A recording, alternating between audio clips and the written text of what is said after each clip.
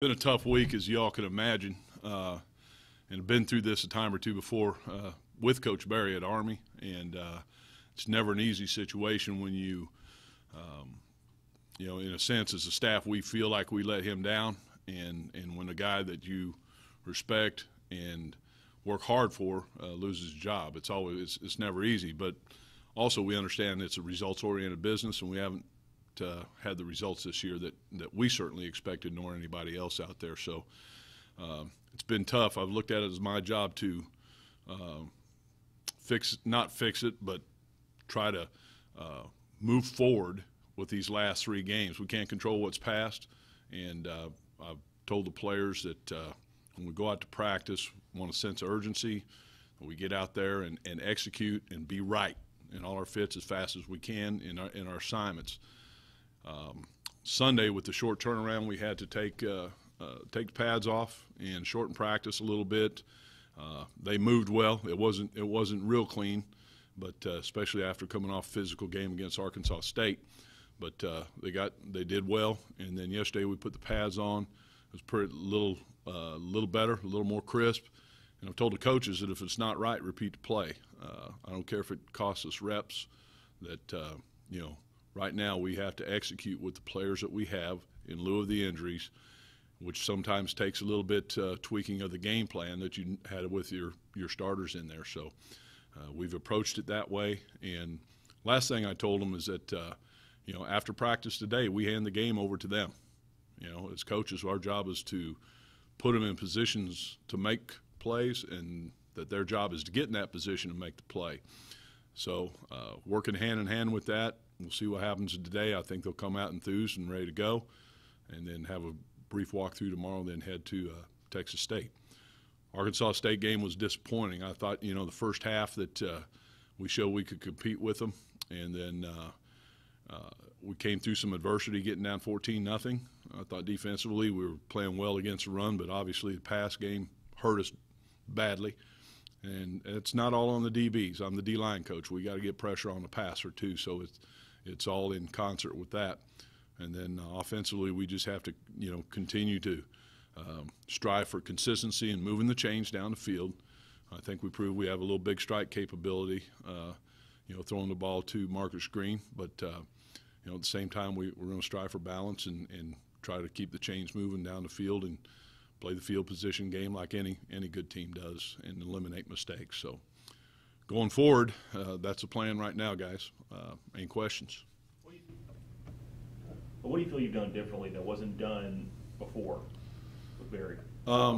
It's more, not a lot different, but, I think one thing we've tried to do, and I told the coaches, to be more energetic, whatever you have to do, get more energy into practice in the games, and, run around a little bit more. Players responded to it, and I think, there's two ways to approach it in practice. You can repeat plays, or you can get all your plays done that you want to. And as coaches, we're always nervous about not giving the guys all the looks.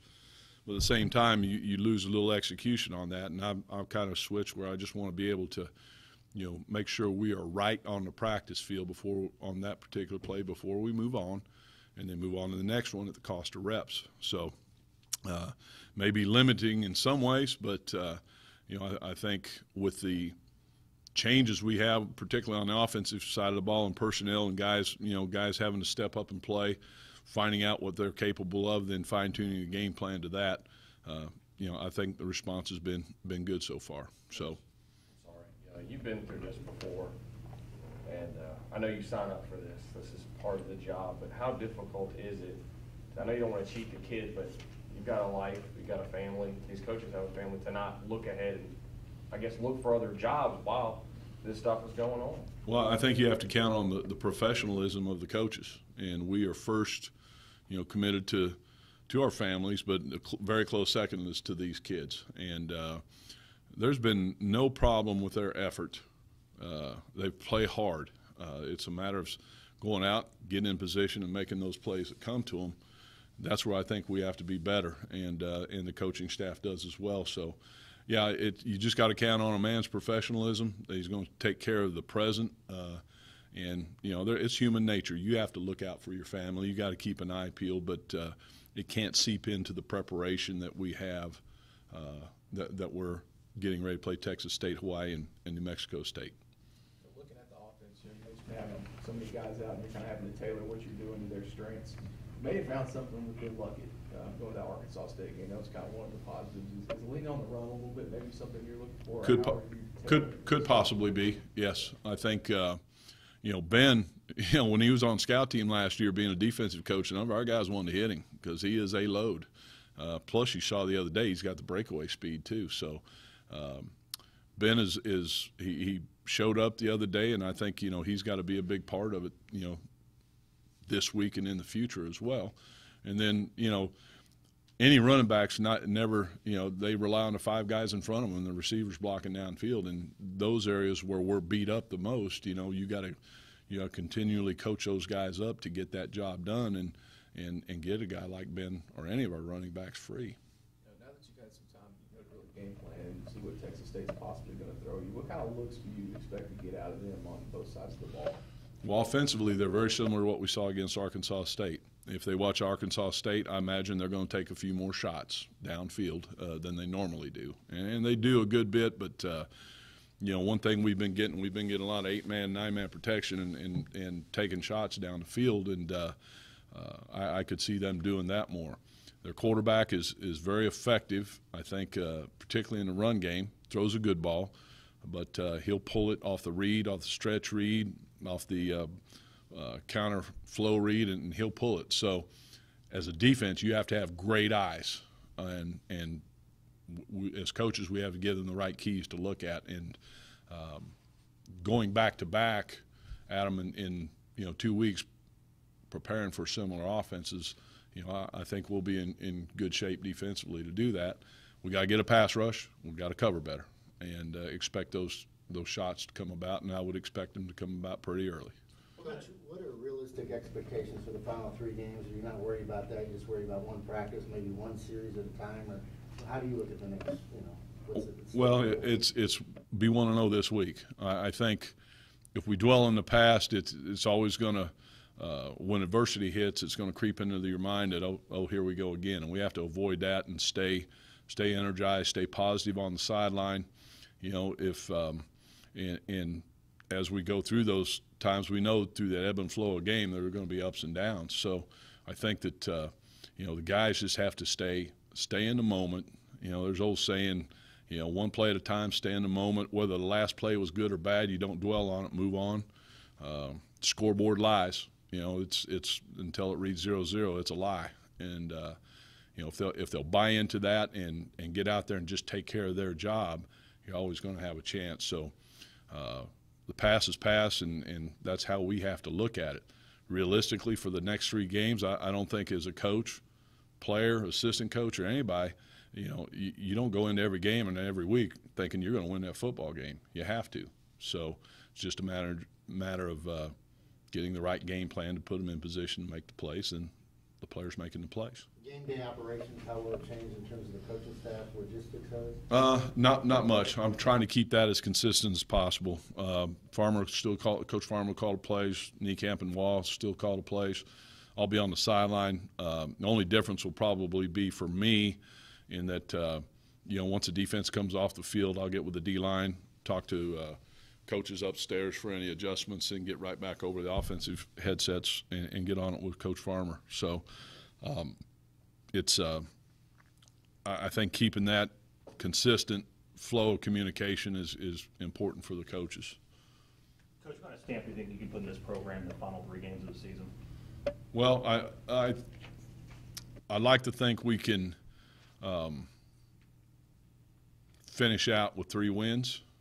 It's been 8 in a row or whatever now. Like I said, as a coach, you get through a game, you have about 18 hours to rehash that game. Then you have to move on, and I think any coach worth his salt will tell you that. And you got to move on to the next game right so fast. You really don't have time to dwell on it. So, I want to be fair to these kids, give them the best opportunity to go 3-0, and particularly for the seniors, to have some good memories that they can step out of the program with, and say, hey, we faced some tough adversity, but we finished it the right way. And if we can do that, I think it'll be a positive step in the next direction for whoever comes in next.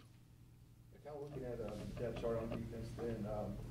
So what's Mitch Lane's status right now? And Lindsey Pipping's down with the second team. What's going on with him? Well, Lindsey had a rough performance the other day, and then Marcus Hubbard played very well. So, I think it's a competitive game, and you have to reward guys that play well, and you have to, kind of have guys that if they struggle, set them back a little bit, let them reboot and try to get, own up to their mistakes, own up to whatever it is they need to improve on, give them a little bit better opportunity to improve on it. And then with Mitch, Mitch is going through some personal issues right now that we feel he needs to take care of, and so he's not going to be with us. Any other questions for Coach Mumford? You've been in this business a long time. Have you ever had a season like this with this many injuries in so many different spots? No, not the injuries. At Army we did face a couple seasons like this and did have some injuries factor in, but it's been a strange one to say the least in that regard, particularly in the receiver position, the O-line position. As I've been through this, Aaron, it seems like every year there is a position, there is a flavor of the year of injury.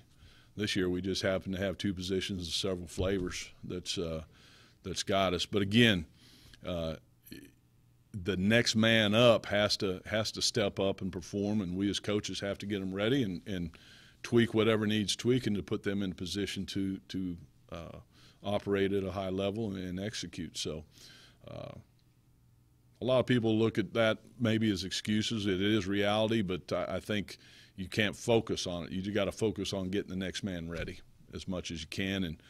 And the guys that are injured, it's killing Rashawn Caesar. I promise you it's killing him. He's going to go on the trip, and if we can get anything out of him, we'll try. We're not going to put him in harm's way if he's not ready. But, with an attitude like that, he's been in here, since 9 o'clock this morning getting treatment, and hope he went to class. But he cares deeply about it. So if you got that attitude out of your injury, guys, that, they can get back before the trainers or docs think they can, you always have a chance. Have you spoken to Coach Berry since his firing? Has kind of given you any, I guess, advice, so to speak, on the position?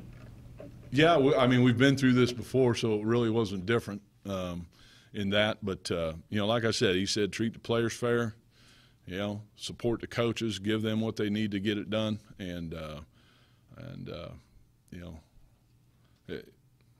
It's an emotional deal when you have a guy you respect so much. And I appreciate him having the faith in me and he and Dr. Wickstrom, Brian Wickstrom, to try to finish this thing out. And we're going to put our best foot forward and give it a hell of a shot.